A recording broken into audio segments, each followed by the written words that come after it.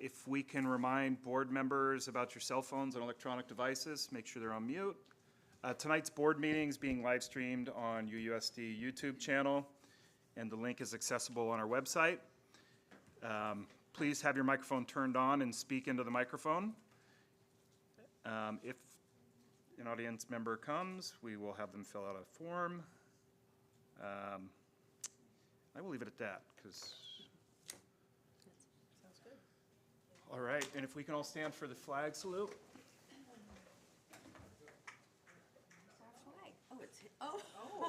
Wow. It's a good one. Ready, begin.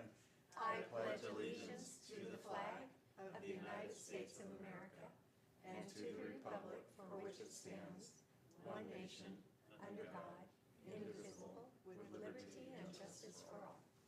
That is funny. Yeah, we all turn into the same time. Yeah. Good trick, Steve. Yeah. All right, we are on item C3, report out from closed session. Yes, please. Okay, so regarding item B8, classified management leave of absence request. It was moved by Nelson and seconded by Johnson to approve a .25 leave of absence request for the next school year. It was roll call vote to approve that.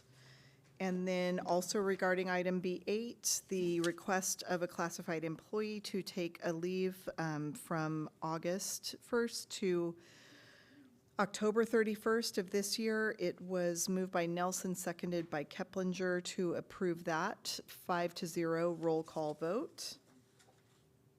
And then you have a report out.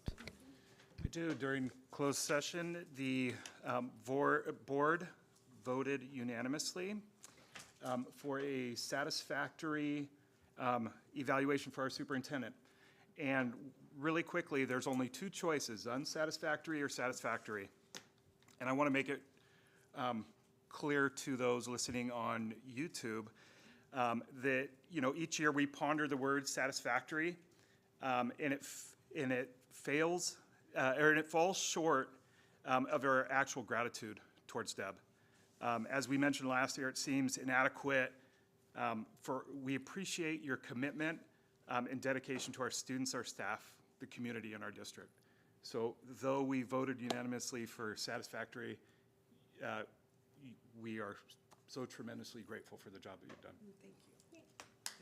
Thank you. Thank you. And item C4. Could I pull item G15, the space contract, just for conflict, since I'm on that board? G15? G15. To vote separately, yeah. Okay. So I would like to. But go ahead. I'll move to approve the agenda with that. Without G15? I will second. All those in favor? Aye. Opposed? Abstentions? And we'll vote on G15. Yep. I'd like to make a motion to approve item G15. Second.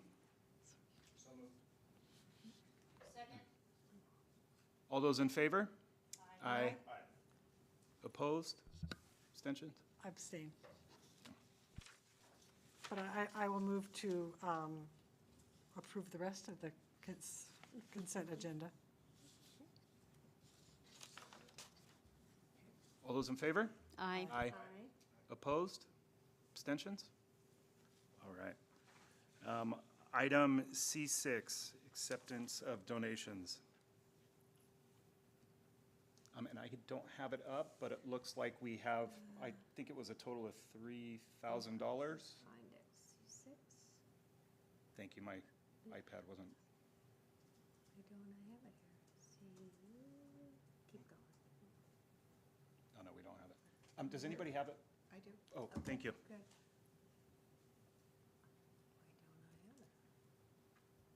So it looks like we have $2,000 from the Community Foundation of Mendocino County for the band and choir at the Ukiah High School. RCRC for a check of $500 for a Day of the Provider event at CTP. And Carol and Jim Howlett for $500 for the art class at Pomalita Middle School. I move to accept with gratitude. Second? All those in favor? Aye. Opposed? Abstentions? All right. Thank you. And it looks like C7A and B, we will pass. Yep. Item C8, public comment for items not on the agenda. All right. C9, the SBHG. Katie?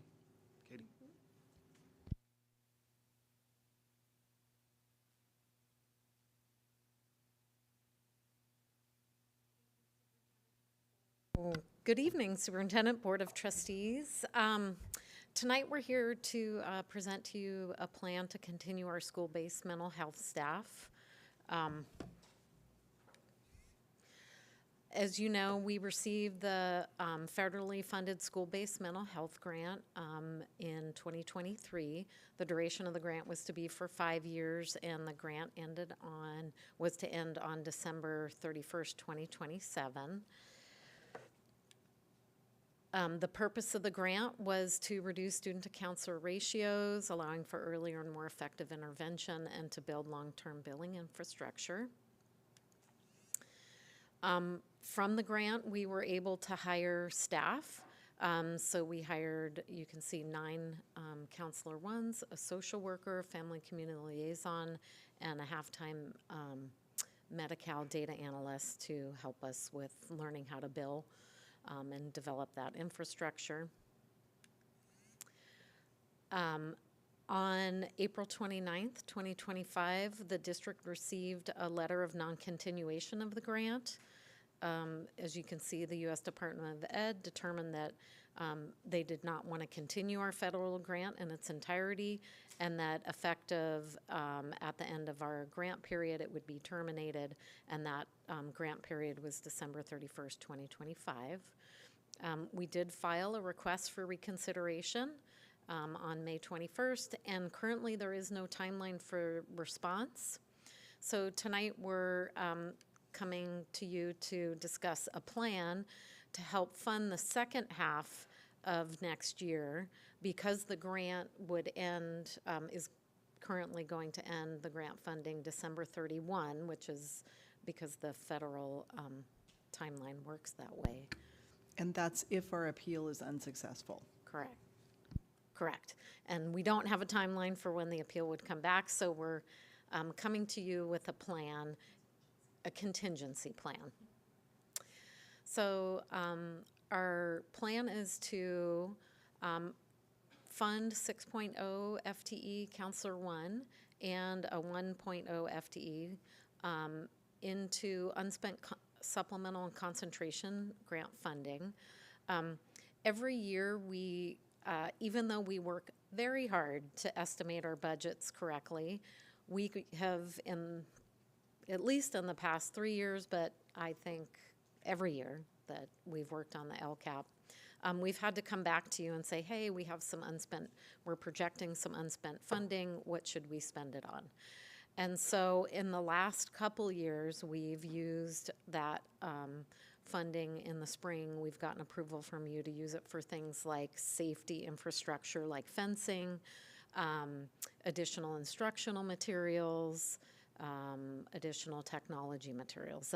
Those are the common things we've come to you, because they're not people, they're not, they're things that we can spend that on. So our first part is saying we would like to use unspent supplemental concentration grant money because every year we've had additional funding.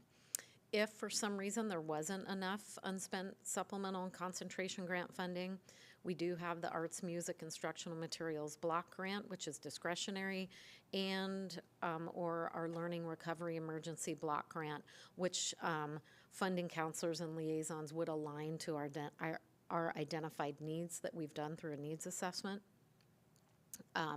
especially in the areas of attendance, that we continue to have attendance, high chronic absenteeism rates.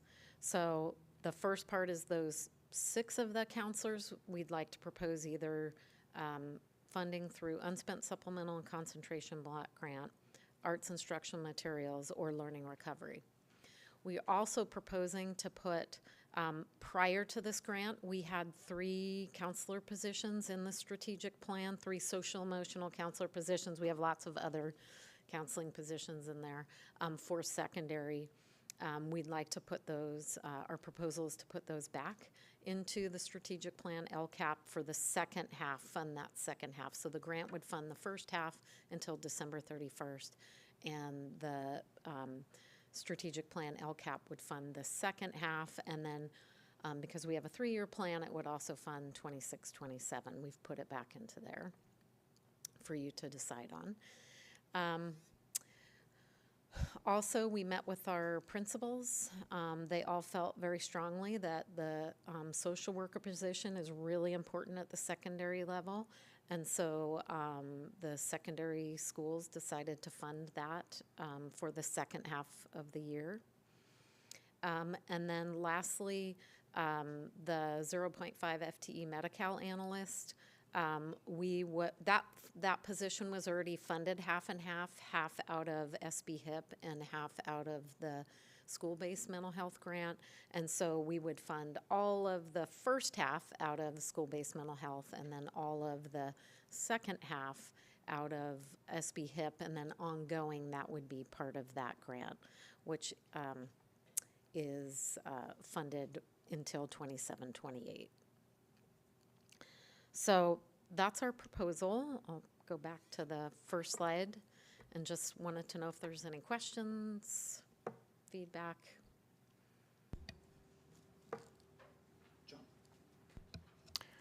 Did the federal government give you reasons why they canceled this contract partway through? Yes, they said it was not in line with the current administration's priorities.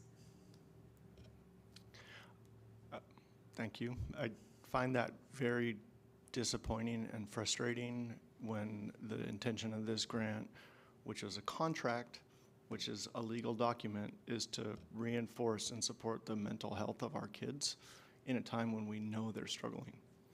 I don't understand the logic behind it.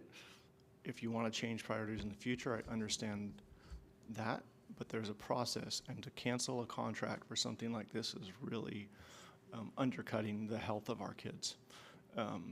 And I really appreciate that you guys have put in all the work in the last 5 weeks to come up with a plan to keep these services for our kids going forward as much as we can.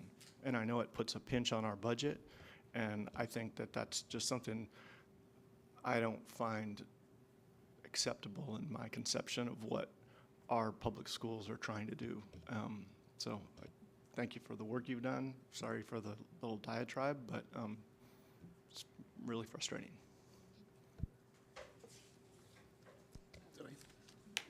I had a couple questions or comments. The Medi-Cal analyst, was the thought behind that they were going to bill Medi-Cal and partnerships so that we would receive money and no longer need this grant? And if so, it's 2 years in, and I'm wondering how that is going. And I'm sorry, I forgot to ask that ahead of time.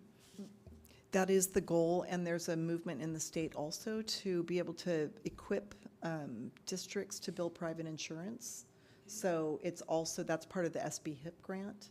And so we're just not quite there yet. We're making good progress, but Katie, do you want to speak to the particulars about how that project is going?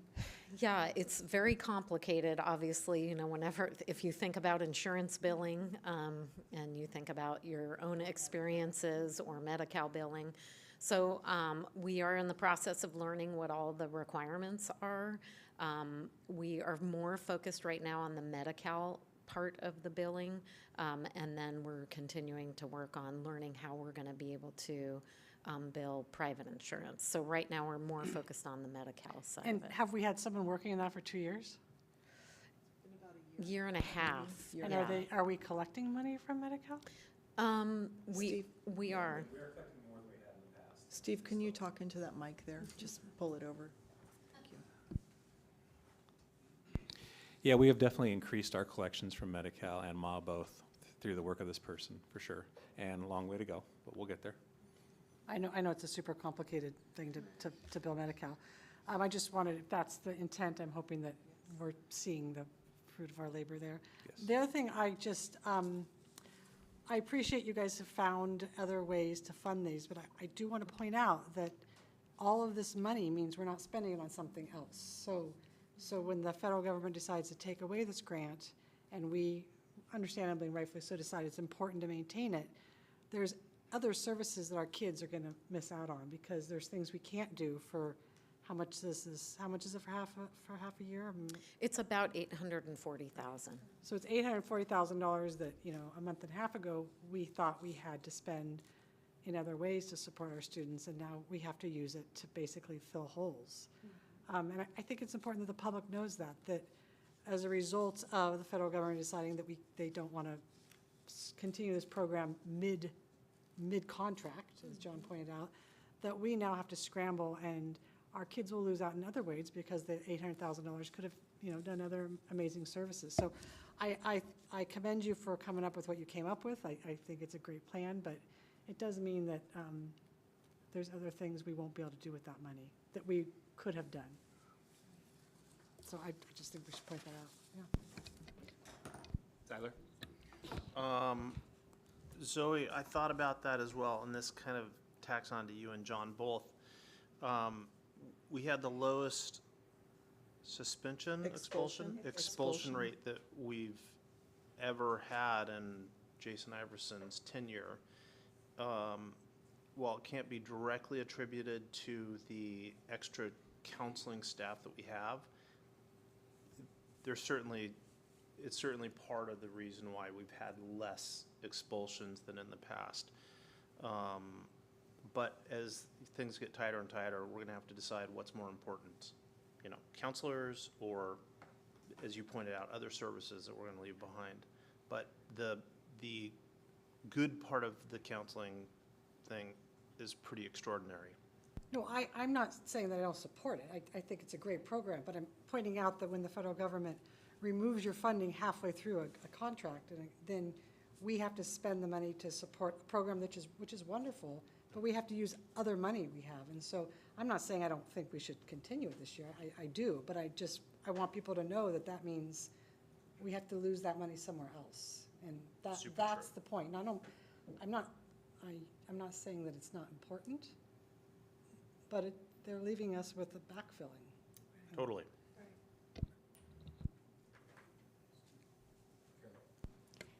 So Katie, with this plan, we can fund what we have here until 2028, is that correct? So, no, we'll be able to fund 6 of the counselors till the end of next school year. Okay.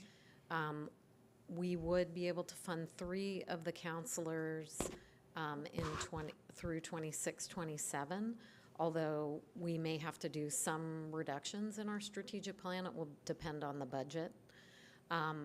The social worker is through 25, 26, and then the Medi-Cal would be through 27, 28, because we have the SB HIP grant, Okay. which is a state grant.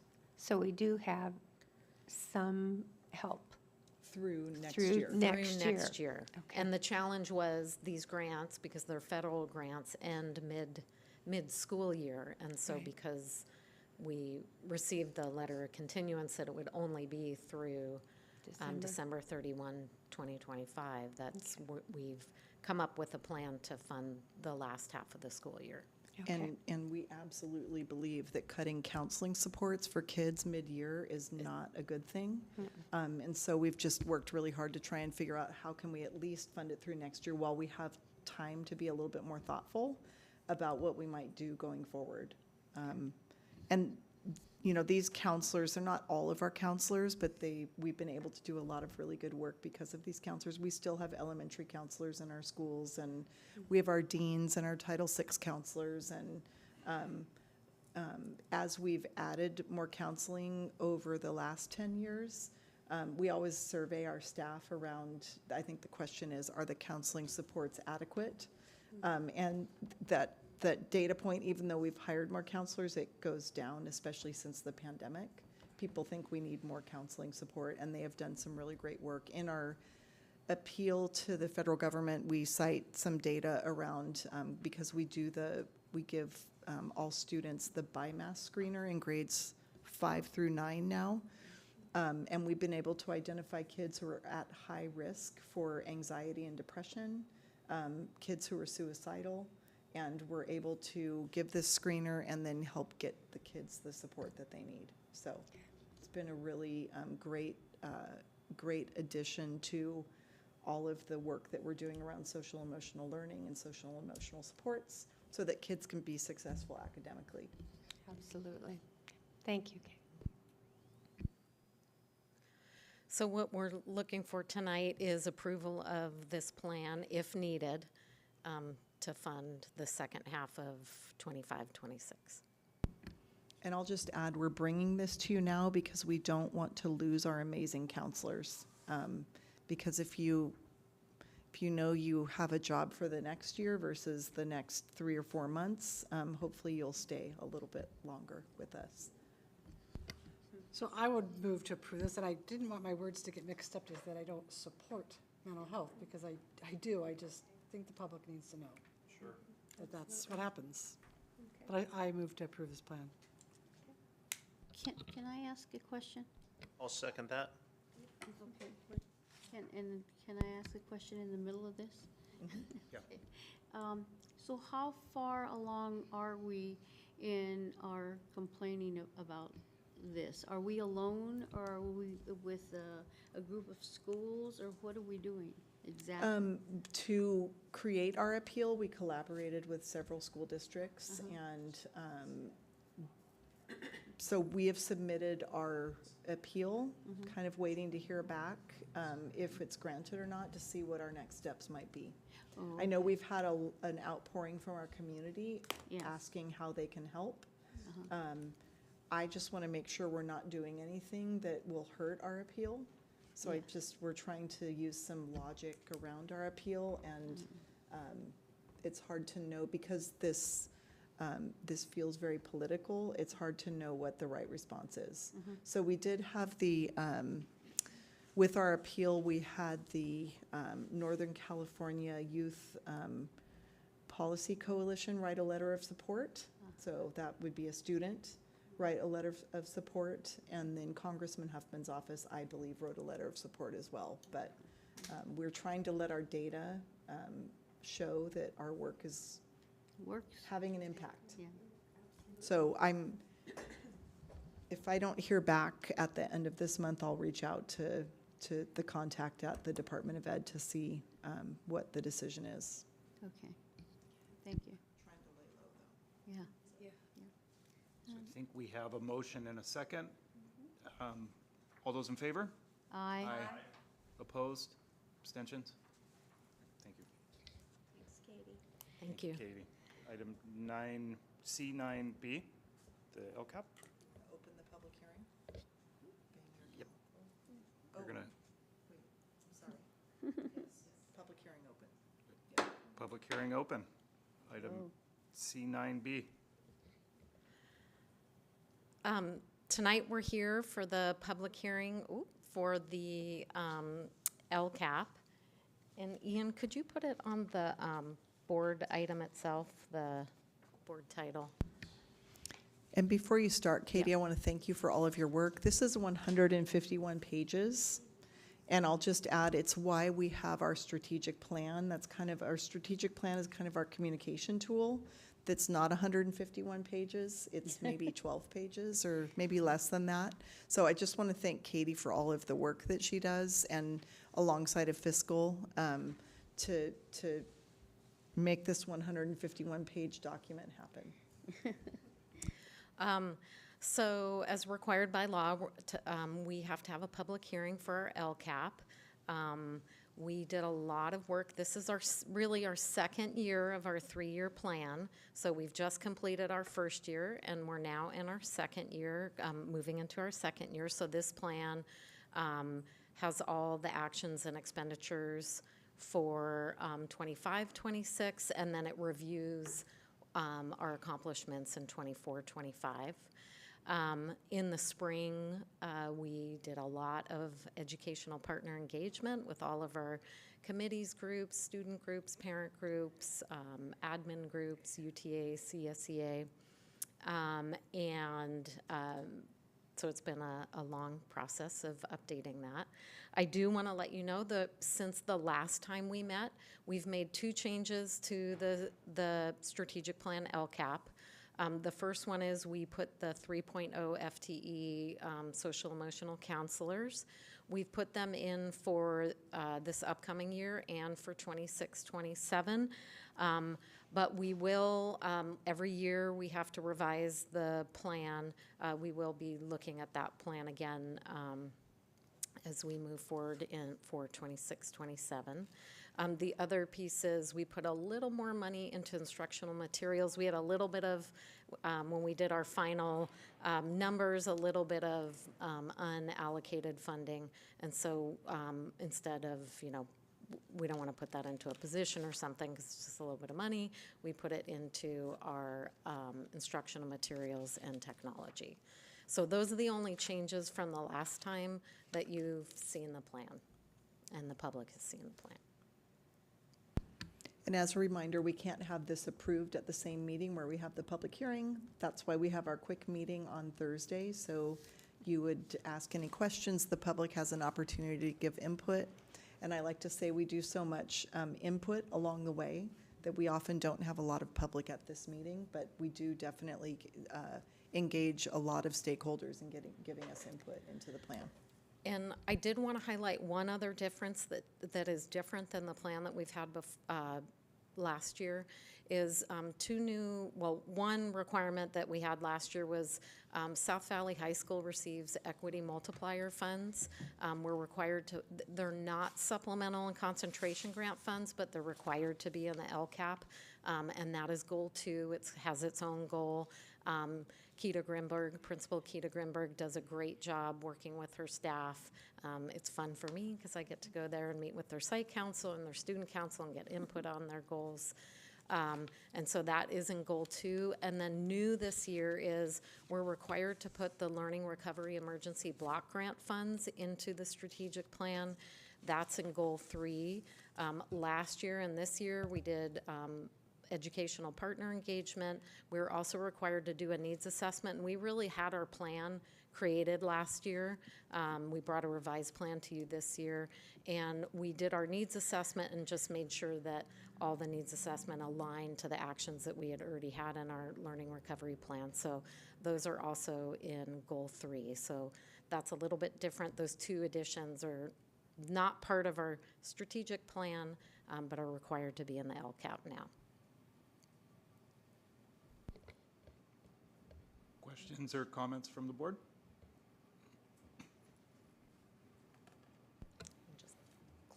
John? So just looking through this in terms of the different metrics that you're rating yourselves on, are there areas that you want to call out in terms of like where you have the most concern or where you're putting the most focus the next year? And I mean, I noticed that like in section 2, the building partnerships or student outcomes, that it seemed like there were more lower scores, and just having had that conversation about the mental health grant being rescinded and how that can relate to like student feelings of partnership. I'm just curious if there's other areas you want to call out or anything you want to mention. Yeah, a couple areas that we want to continue to work on is early literacy. I mean, if we look at our data, we have improvement over time. We're still coming out of the pandemic, but that is still an area of great need that we have. And then also our graduation outcomes and our college and career readiness indicator have been a little bit lower, so we're looking at our data on that, trying to make sure we're really counseling students appropriately. So those are kind of two areas. Our A through G rate went, over 3 years it's up, but over 2 it dipped down. So those are some of the areas. And then continuing to need to focus in on mathematics because we're just, still low. State still struggles with that, but we're improving. We improved last year slightly. That's another area of focus. And then one that is a little harder for us to control is our attendance. We did a lot of work on that this year, that is an area we improved on, but we know from data this year that we're still needing to put a lot of emphasis on attendance, student attendance.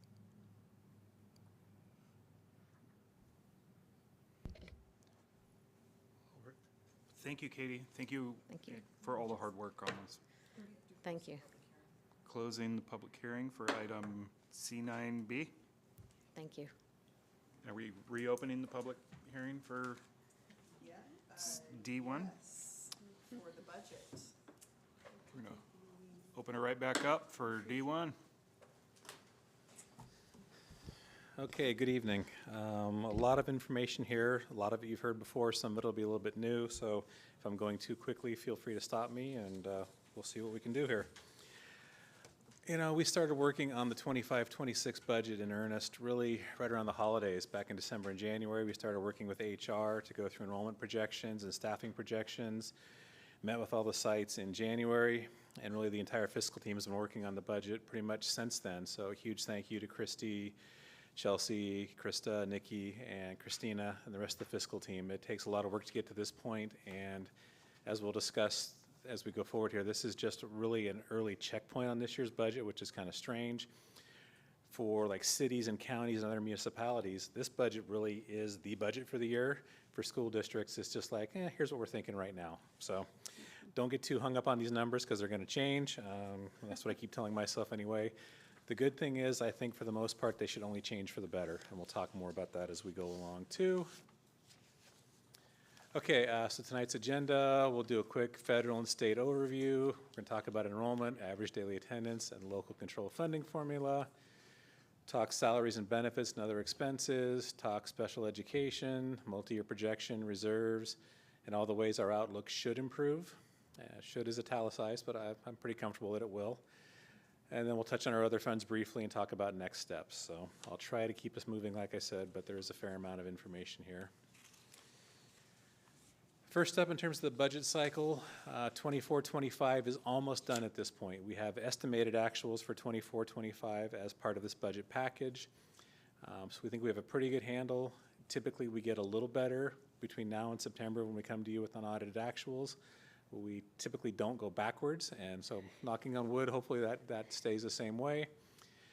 25-26, this is the first time we talk about the official 25-26 budget. You see 26-27 is getting a little more real. 27-28 this is the first time we've talked about 27-28 really together. So it's still pretty mystical, kind of out there, but starting to be a little more real. Okay, this remote hates me.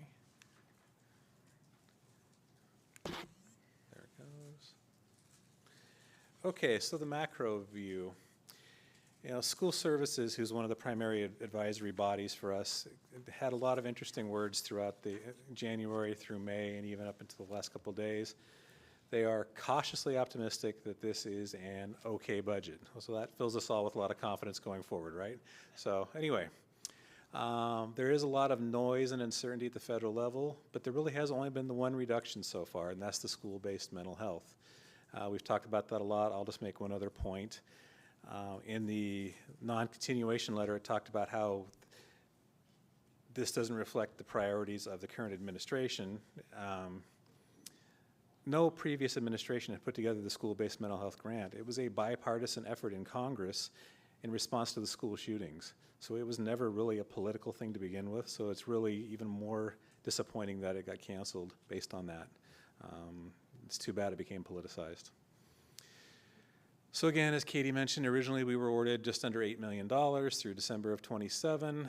The fact that it's getting canceled 2 years early cost us almost half the grant, 43.7%, or $3.5 million. Yeah, again, we filed the appeal. We were one of 120 districts, I think, nationwide who got this grant. And I think we probably all appealed. So we'll see what happens.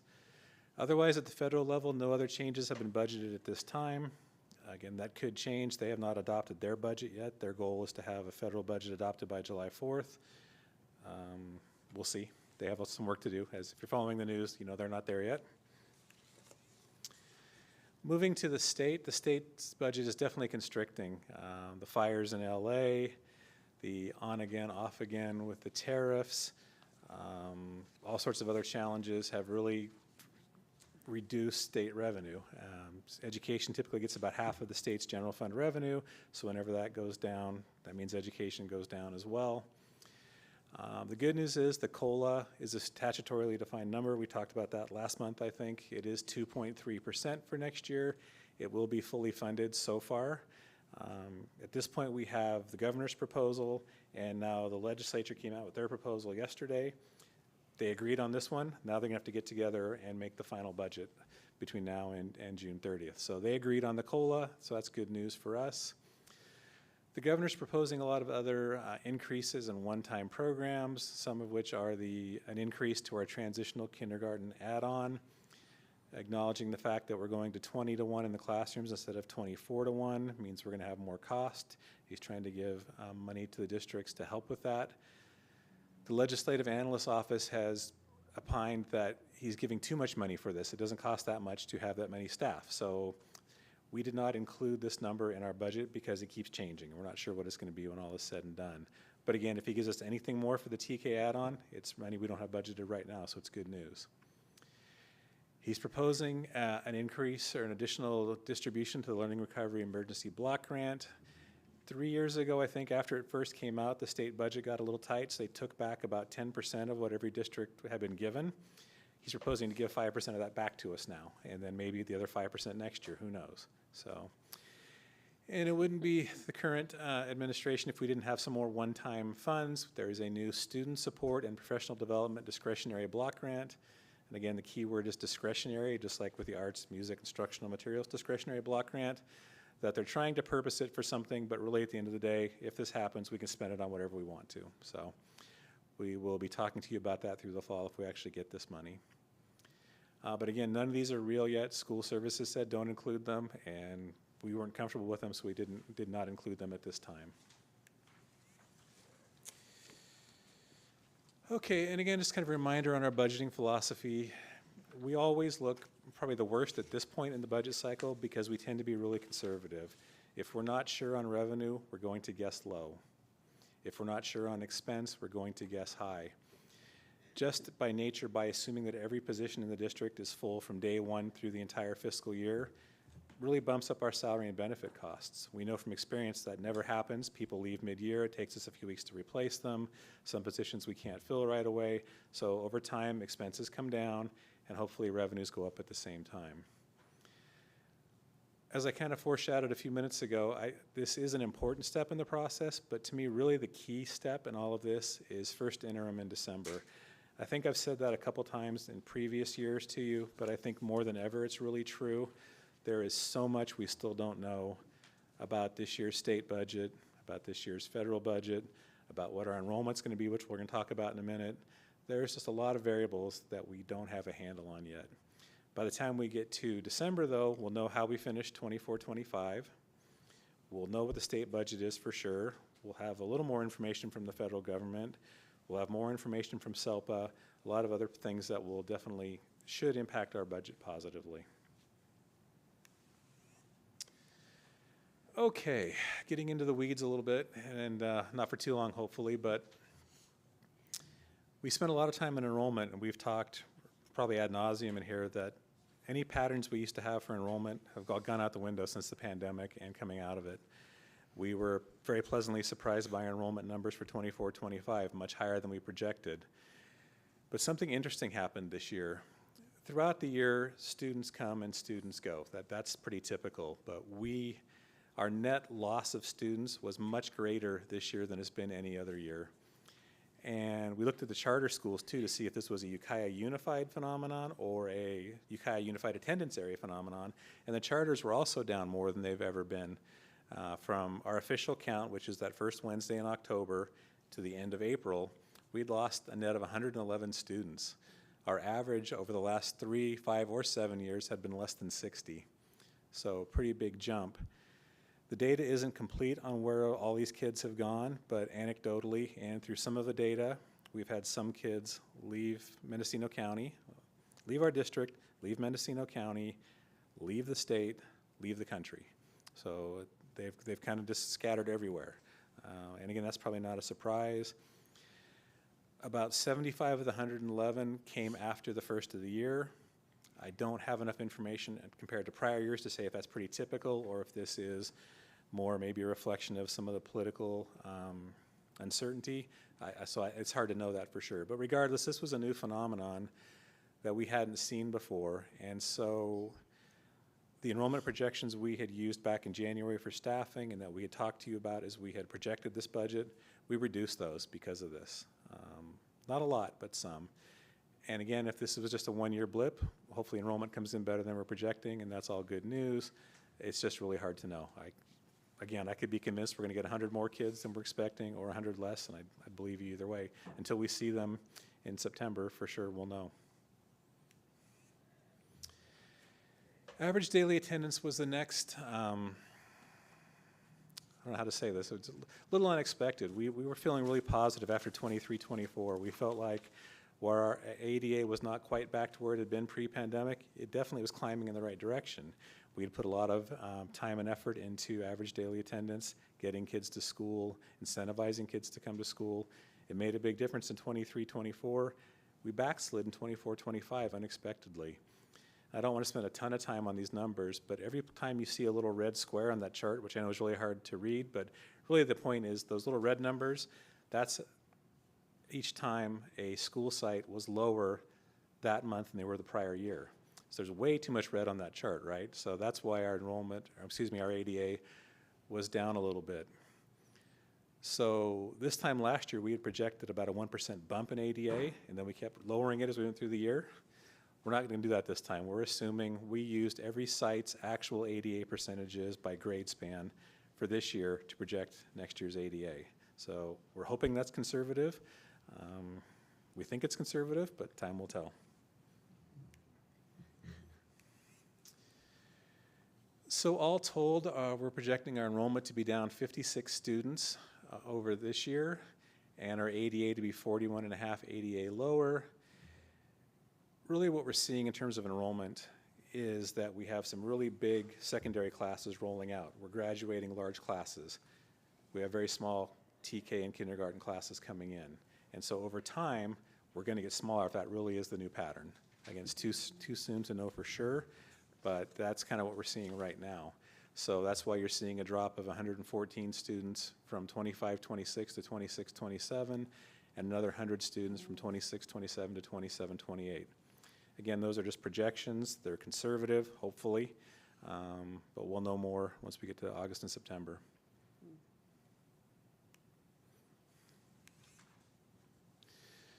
So in terms of what this means for our local control funding formula revenue, which is really, like, remember, 85% of our general fund revenues comes from this whole enrollment ADA state COLA concoction. So even though we're projecting our ADA to be down a little bit for next year, we're thinking we're going to get more revenue, like $2 million more in new revenue for next year just because of the COLA. So that is good news for us. Even 26-27 and 27-28, we're projecting to get an increase, even though our enrollment in ADA is dropping. There's pretty healthy COLAs forecast for 26-27 and 27-28 right now.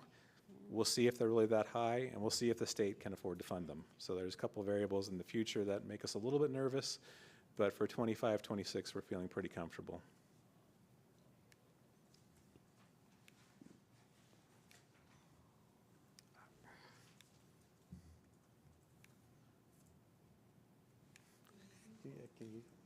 Thank you. Okay, salaries and benefits. And again, I mentioned at this point in the year, we're assuming that every position is filled from day one through the end of the year. So of course, our salaries are going to be a lot higher. We have really lowered our sub-cost projections at this point, again, because we think we're going to be fully staffed and everybody's going to come to work. As the year goes on, we start lowering these numbers, raising up the other numbers, right? So, but the interesting thing is you see that our salaries and benefits, the total costs, are going from $71.5 million in 2021-22 to $96.6 million in 25-26. That's without a raise forecast for next year. So, remarkable increase in our compensation to our staff. And again, that kind of coincides with the big jumps we've gotten in revenue. We've given it to our staff, which is what we're supposed to do, right? And we've given it to our staff each year when we can. But yeah, it's pretty breathtaking when you look at some of these numbers, when you see our total compensation has increased by 46% since 2019-20. There's not a lot of industries that can say that, but we can. Go ahead, John. A question on the, I'm new to the board here. The jump in 22-23 and 23-24 of 18% and 10%, was that like salary increases on a per staff basis? So like they got an 18% raise and then a 10% raise, or what was that? A little bit less. The chart's actually in the narrative, in the executive summary. It shows you the raise percentage each year, but those are the 2 years that the state gave us money on top of the COLA. So we were getting a huge COLA plus another 5 or 6% on top of it. So we were seeing like 12% increases. And through our formula with UTA, that money typically goes right to the salary schedules. So, Thanks. but yeah, exactly. But yeah, the state revenue bumped that for sure.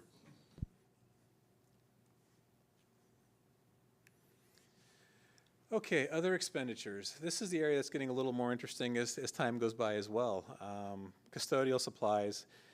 We've started seeing from our when we get quotes in, these quotes are good for 10 days, 15 days, because their prices are changing on them constantly too. And we've definitely seen some increases, and we've seen some pass-throughs on some tariffs already too, or some possibly. Our utility costs are up a little bit, just like our utility costs are up at home, right? The big ones, the breathtaking ones, are our property and liability insurance. And we didn't even know about this one when we built this budget. We didn't get this invoice until Friday. Deb, I haven't even talked to you about this yet. We got the invoice Friday. We had expected about a 10% increase to our property and liability insurance. So we thought like another $80,000 to $90,000, almost $300,000 increase in our property and liability insurance. On top of that, because we are self-insured for property and liability, like all districts in the state of California, we're in one giant reinsurance consortium. Throughout the state, districts have been hitting hard for the AB 218 settlements. That's the sexual molestation stuff that they reopened. Our assessment for all these prior years, and we're like a very tiny percent of this total consortium, statewide, $500,000 for next year, almost double what we paid in 24-25. So right there, those two cost increases are $494,000. That's before we welcome a child to school, get them on the bus, turn the lights on, feed them, buy books for them, anything. That's just pure overhead, $500,000 increase for next year.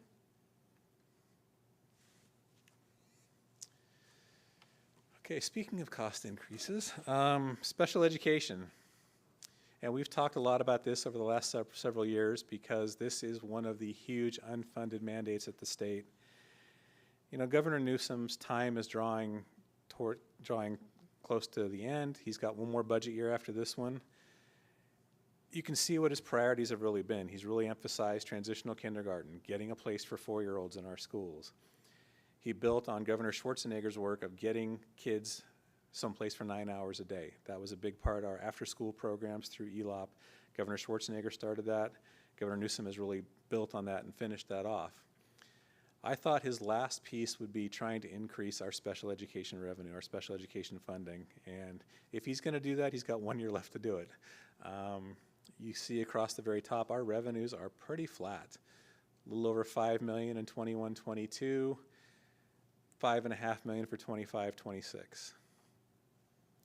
At the same time, our expenses have gone from $12 million to $19 million. A lot of reasons for that. We have a lot more students being identified for special education, a lot more students with special needs. Districts cannot find speech providers especially, so we're having to use third-party services. Those are extremely expensive. We're having to hire more staff for these additional students that we're getting, and so the costs are growing rampant. And what we're having to contribute from the general fund, you see, even as recently as 21-22, it was $7.5 million, meaning that our expenditures were $7.5 million more than the revenue we're getting for special education. So we had to make a general fund contribution, just like we have to with property and liability insurance and AB 218 settlements, straight overhead, we have to pay those costs. That $7.5 million is projected to be $14 million in 25-26.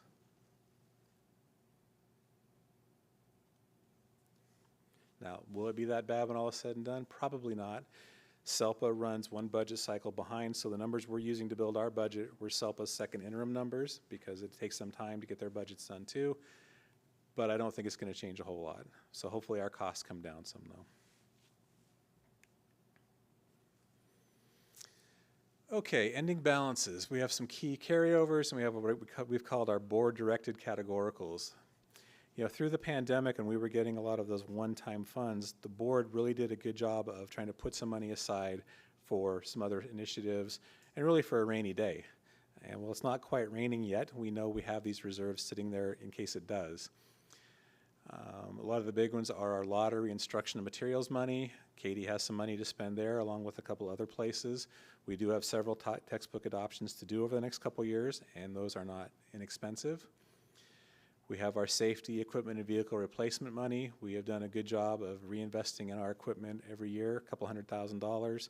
If we don't do that, it's going to cost a lot more at some point. So again, I think that's really important we continue that. We've also got money put aside for deferred maintenance, for Chromebook replacements. We've been spending down that staff technology money. We have another pot of facilities money along with deferred maintenance. I'm not quite sure why we have two. We could probably combine those at some point, but for tracking purposes, maybe it's cleaner to have two separate pots. We have some technology infrastructure money that we're also spending down this year. So all told, that's $5 million in other reserves. That's really equivalent to about 4%. So when you get to our total percentage of our reserve at some point, remember there's another 4% sitting here. Something new that we started in 23-24 was the board started taking action to what's called commit funds. We came to you with some extra SCG money from 2021 that we hadn't spent, and we asked you to go ahead and commit this money, put it aside so that it can only be used for textbooks. And then last year we got some money back from our workers' comp consortium. We used to be fully self-insured. They had held on to a lot of money for old claims. They've started paying that money back out to us, and we said, hey, let's keep that money for legal and insurance reserves. And we're not suggesting we dip into either of these yet, but again, you can see that's another $4.4 million, so another 3% plus in potential reserves.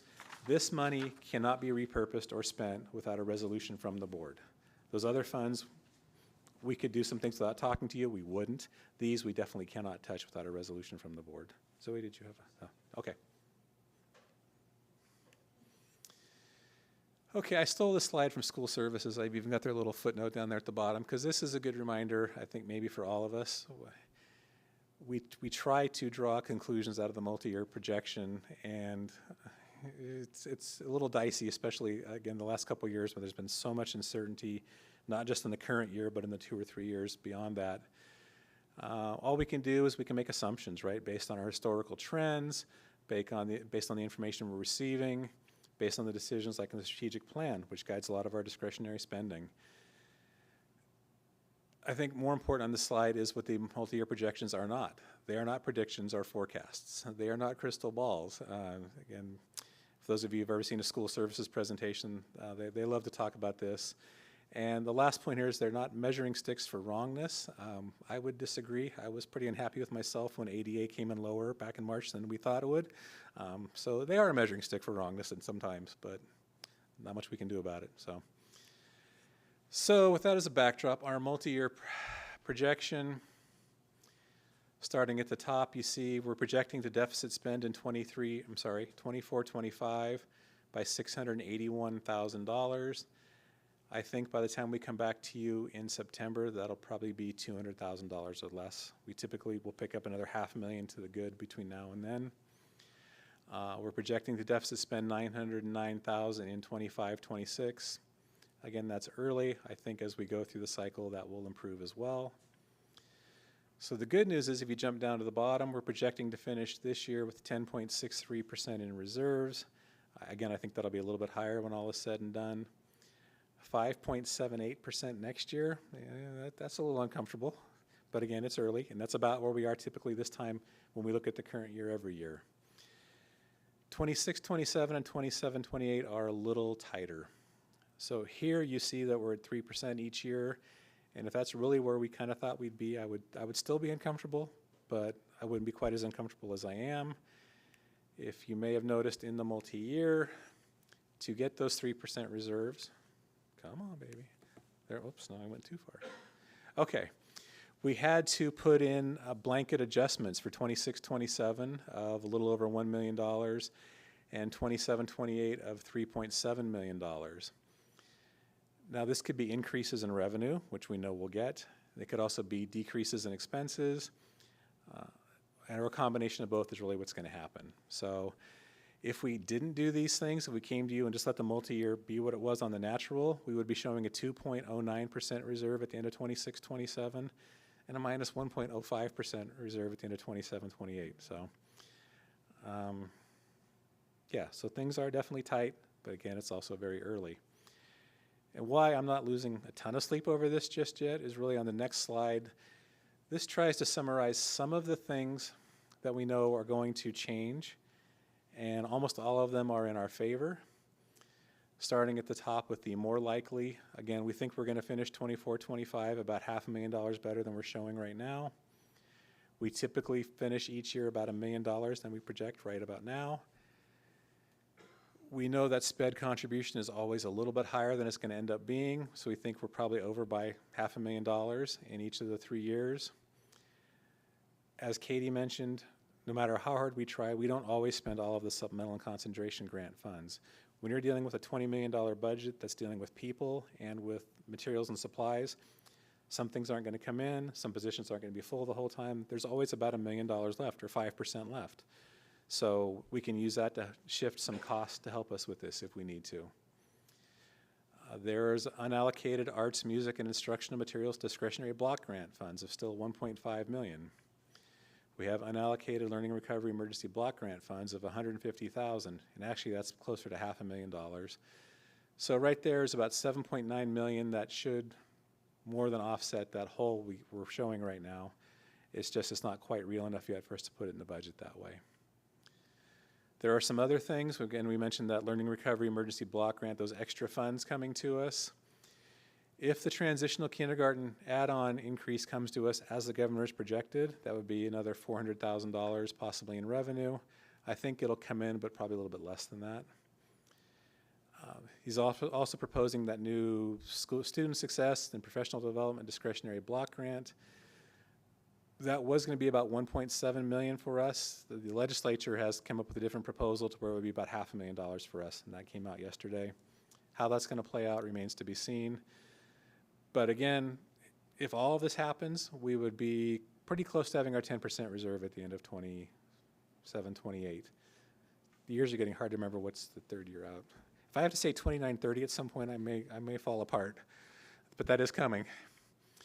So again, I'm not thrilled with where we are in the multi-year completely, but I think there are enough positive things here, and we'll know so much more by the time we come back to you in December that things will be different in December even. So with that, just a brief look at the other funds. All of our other funds are solvent. These are our non-facility funds. Fund 11 is adult education. There is a small component of federal funding in that, but by and large, it's mostly state revenue. Fund 12 is our preschool program. That's almost all state revenue, so that's fairly safe. Our cafeteria fund, there is a lot of federal funding in that. The state has said if anything happens to that, they would backfill that. So again, I don't know how they're going to afford to do that right now, but they have made that commitment.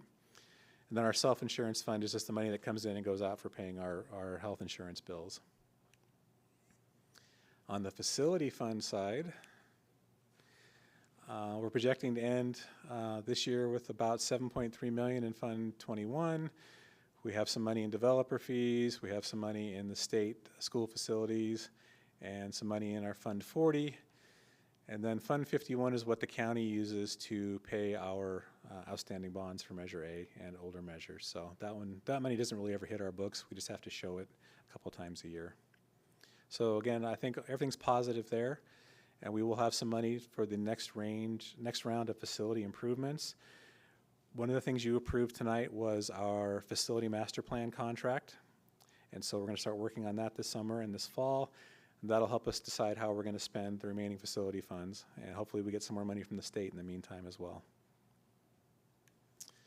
Okay, with that, what's next? Well, we're going to come back 2 nights from now. I'm not going to talk unless you have questions in 2 nights, I promise. You will adopt our 25-26 budget along with the LCAP. We've already started working on closing the books for 24-25. We'll be spending a lot of time on that in July and August.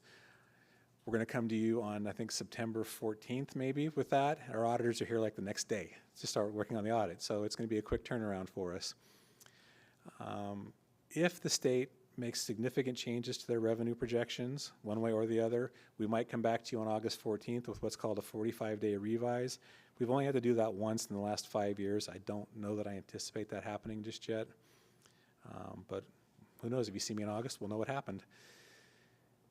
In either August or September, we're going to come back to you and probably talk about the Learning Recovery Emergency Block Grant and the Arts, Music, and Instructional Materials Discretionary Block Grant, and possibly the other new block grant at the same time, and talk about, okay, how can we maximize these funds?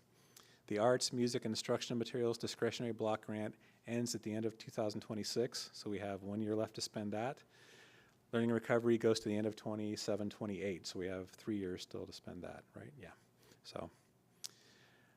September, we'll come to you with unaudited actuals. December will be first interim. Again, I said that's really the next really significant check-in, I think, for us on budget. We'll also have the audit for you in December, which is just a box we have to check. So a lot of information. A lot of it's contradictory and confusing, so I'm happy to try to answer any questions that you guys might have. Sorry, I'm playing a little catch-up, but with the student support and professional development block grant, did they, it's a 1 year? Yep. And Yep. I know we're not counting on it yet, but will we have some time to spend that where maybe we can supplement that, our counselors, our 6 full-time? Possibly. Have not heard any kind of parameters around how long we would have that yet, but typically they give us 2 or 3 years on most of those sorts of things. And you said it's about $500,000, not the 1.7. We superintendent math, we think if it's what, 5 billion or 5 million, whatever it is statewide, we always figure we get like 1/10 of 1% of it. So yeah, so we're hoping 500,000, but Okay. we'll see. Thanks. I didn't have a question, but I just want to thank you because your presentations, maybe not my favorite topic, but they're always so clear and sort of calm, and you never sort of panic. And I just appreciate how you present the information to us. So thank you. Well, thank you. I think it's like the duck. There's a lot of paddling underneath the water you're not seeing, but I don't see the paddling. I just see it gliding along. well, that's good. And thank you. Okay. So again, we'll come back to you in 2 nights to approve this and the LCAP. Thank you, Steve. Thank you. We'll close the public hearing and move to, are we on E1? I'm going to keep it very brief. Hopefully you got to, this is more for the public. I've seen most of you at graduations and promotions last week, but hopefully our public enjoyed the celebration of all of the hard work of our kids and our families and our staff through all of our different events. I was able to go to a lot of the elementary fun days, and it was just great hearing the squeals of delight while the fire department was spraying the kids with water. It made me reflect a lot on the partnerships we have with our community and how grateful I am for those partnerships with the fire department. Our police department was out connecting with our kids, and I'm just super grateful for all of the hard work of all of our people as we round out the end of the school year. So I think I'll just leave it at that. super grateful for our staff and for you all for your volunteering.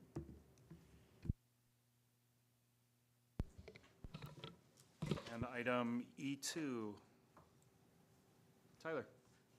It's us. Very briefly, through CSBA, we met with Andrew Medina from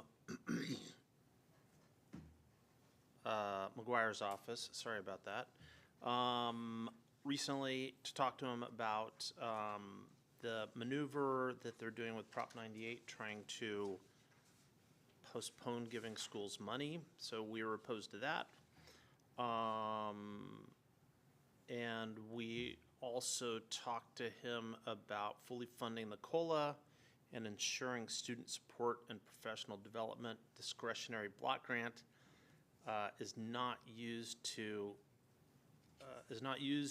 offset mandate claims. Anyways, very briefly. And then and I'm going to forget about that one. Anyways, we're trying to make an effort to meet with our legislators more frequently. You guys may see invitations coming now and again to join us. And we're going to be trying to do some educational things as well, just over Zoom video things. So, sorry, that was a little random, but thank you. Zoe. I just want to say that my daughter graduated high school last week, and no more kids, Ukiah Unified.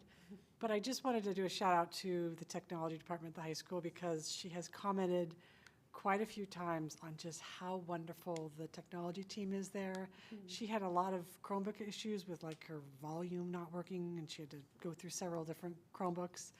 And you know, every time she would go in, they were always really friendly and really helpful, and she felt really welcome there, and they always solved her problems. And she was talking a lot about how great they were, and even she had all these pictures on her Chromebook that, you know, she'd had for how many years she's had her Chromebook account, and she wanted to be able to take her pictures with her, and they helped her figure out how she could get her pictures off of her Chromebook to take with her. So I just wanted to thank the technology department, and specifically the high school, for providing the students there with such great service and warmth as well. So thanks to your team. I just wanted to say thank you again to all of you and to the staff, if they're listening, for all the work you did this year. I know we worry a lot about the budget, the future, how we're going to serve kids, but the few things that I was able to go to at the end of the year and the students that I talked to, they don't see it. They are happy. They feel loved and cared for. So all the hard work you're doing, they are being sheltered from it. And it's just great to see them smiling and happy. And thank you. It was a great year. John?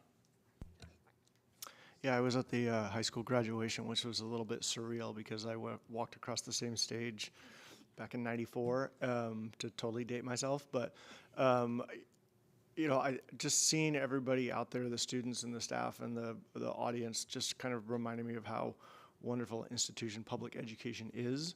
And we kind of take it for granted. And I know we all have issues, and it's a complicated system with all these things that we don't always agree with, but like it forms this foundation that we all can do our own things from and within. And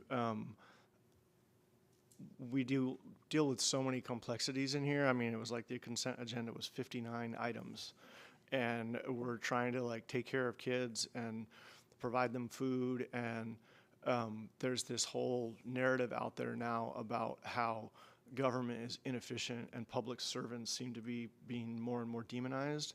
And just to see what a public education provides for people that they can take advantage of and find their own path was like really heartening. And I just wanted to call that out, because there's so much effort that goes on behind the scenes to do this. And we just all think, oh, it's great. Yeah, kids. Oh, no, I don't like how that teacher talked to me or what, you know, and then, but like the fundamental thing that the public schools are doing is pretty amazing. So it was great to be up there and participate.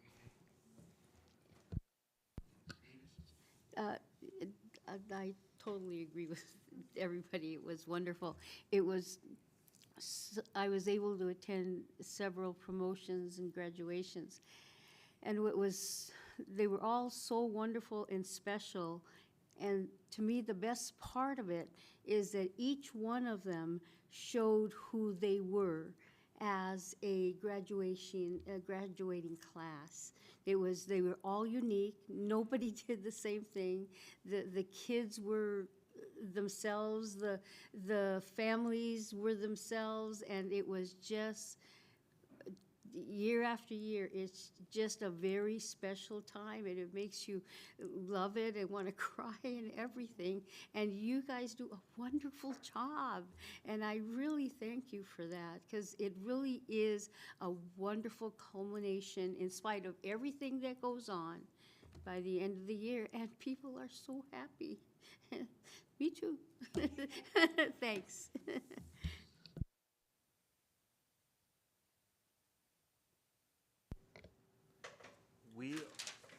We are on item F1.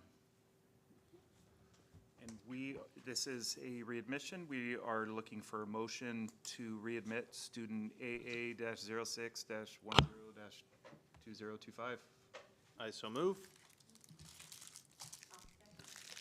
All those in favor? Aye. Aye. Opposed? Abstentions? Abstain. I wasn't there for the closed session discussion. And item F2, we are looking for a motion to ratify the superintendent's contract with an extension through June 30th of 2028, with gratitude and appreciation, and with some legal indemnification. I so move. I'll second. All those in favor? Aye. Sorry, John. I have a process question. I wasn't there for the final discussion in closed session either, so, I mean, I've been parts of other things in this discussion, but I don't know whether I should vote or abstain because I wasn't there for the closed session discussion. I mean, I don't know, but I would think you, as long as you agree with the contract extension and I would assume you could vote yes. Okay. Because it hasn't changed. I'll take that as legal advice. Thank Since we you. didn't actually talk much about that anyway. All those in favor? Aye. Aye. Oppose or abstentions? All right. We have no planning, right? Oh, we do have agenda planning. Not for Thursday, though, Oh, for, for August. Oh, yes. all right, August 6th? Yep. So we're looking at noon on August 6th, which is, who knows? Which is a what day? This month, we had Carolyn, Tyler, and I. So I'm not sure who, the month before, we had B, Carolyn, and I. I'll do it if I haven't done it in a few months, it sounds like. Okay. And John, is it too early for you? What's the timing on that day? What's At the date? noon on the 6th. What is As it? long as I'm done by 2. Oh, it's just. Oh, yeah, it's Great. just an hour.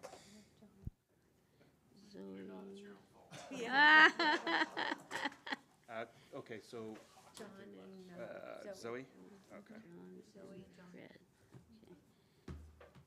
What day is it, the 6th? Wednesday. Is it a Wednesday? Thursday. What's a Thursday?